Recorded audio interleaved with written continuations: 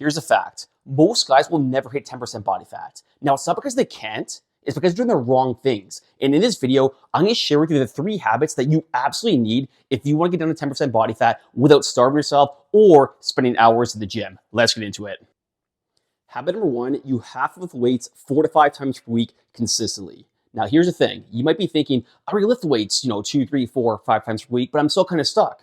It's not how many times you lift weights, it's how you do it and how you progress it over the course of weeks, months, and even years. Like, I don't know about you, I go to the gym and I see the same men, they do the same workouts, the same exercises, the same intensity, and the same weight for basically as long as I've been there for. And that's great, don't get me wrong, but if you're trying to progress and you want to break that, let's say that 50% body fat plateau, you have to change things up when appropriate. You have to overload when appropriate, and you just got to know when to adapt, which I'm going to show you in just 1 minute. Because if you do the same thing over and over again, it's basically like you have to swim the point A to B, but you're just kind of treading water in the middle, and you're not really going anywhere, if you know what I mean. So we're going to fix that for you right now, and I'm going to tell you how you can progress this in basically 2 to 3 simple steps. So you're going to see a screen share right now, and this is basically just from our stomach shred.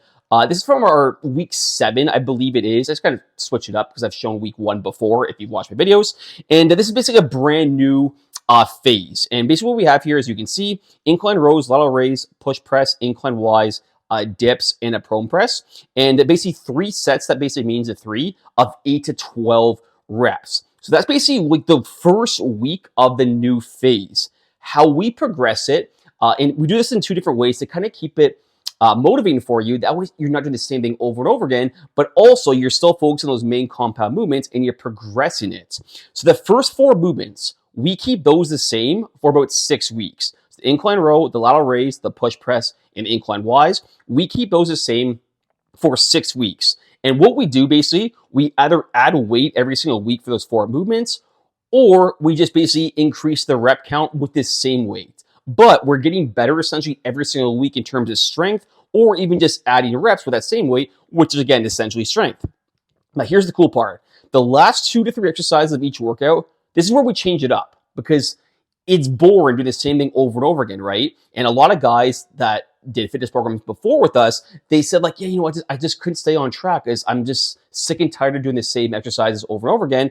This is why we like to have a bit of a hybrid. The first 4 you keep the same, but the last 2 or 3 you change. So we have dips. So maybe 1 week it's dips for triceps. Maybe the next week it's going to be a skull crusher. Prone press, which is kind of like an upper back, lower trap movement. Maybe it's like a bend pull down. So we just change those last 2 to 3 movements up every single week. And the first 4 we progress it.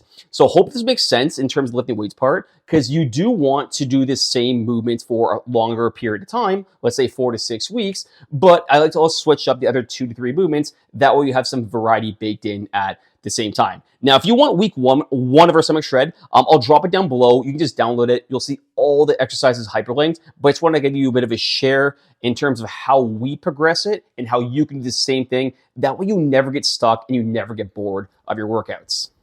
Habit number 2, you got to follow an 80-20 rule. Now, this is where most guys really mess it up. And what do I mean by the 80-20 rule? So 80% of the time, you want to have foods that are more, your whole foods, your protein, your vegetables, you know what I'm talking about. And then 20% of the time, more of those foods you actually enjoy. So for me, it's, have my pizza and whiskey while I watch the Bills lose to Kansas City again in the playoffs, or whatever it be, when I'm going out with my friends. 20% of the time, I'm having foods I actually enjoy. And 80% of the time, I'm having foods that are, a little more strict, I guess you could say.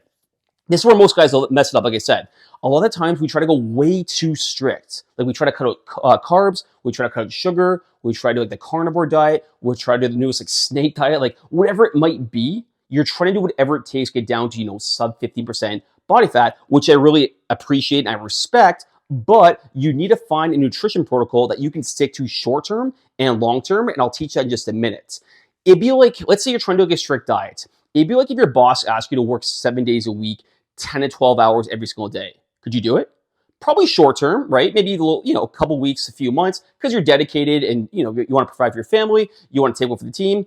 But if you actually do it for, let's say, 6 months, a year, for years, there's no way you could, right? That you're eventually going to burn out. It's the exact same thing when it comes to nutrition. Like a lot of men, they try to go crazy extreme, they do good, and they just can't sustain it. Start reverting back to the old habits, and next thing you know, you're back to square one. So let's find a better way right now. And I'm basically gonna screen share for you our Eat Like a King nutrition protocol. You basically plug and play this, and I promise you, it's so simple.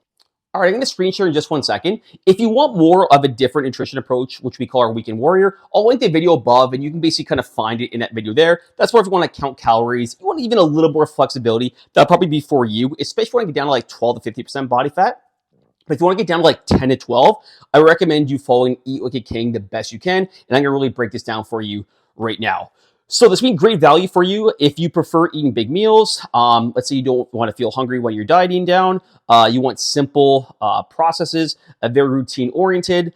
It's not going to be ideal for you if you want like a ton of variety. Like I said, that's probably a little more of a Weekend Warrior, which you can check out before.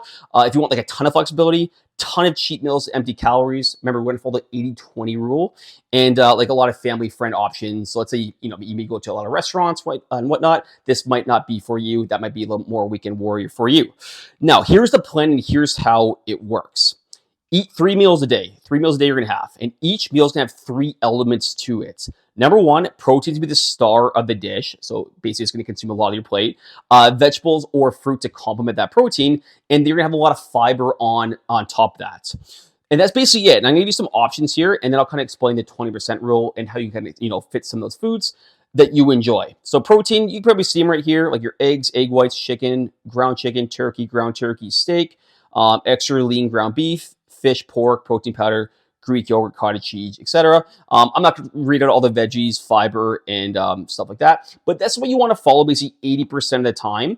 And basically just try to follow the layout I kind of talked before, where protein makes up most of your plate. You have vegetables to complement that protein. And then you have some fiber. Some fiber foods, if you're not too sure, maybe I'll list a few down, like black beans, chickpeas, kidney beans, stuff like that to complement those meals. Now, you want to do 80% of the time roughly, and the other 20% of the time, you can definitely kind of incorporate some of those foods that you enjoy.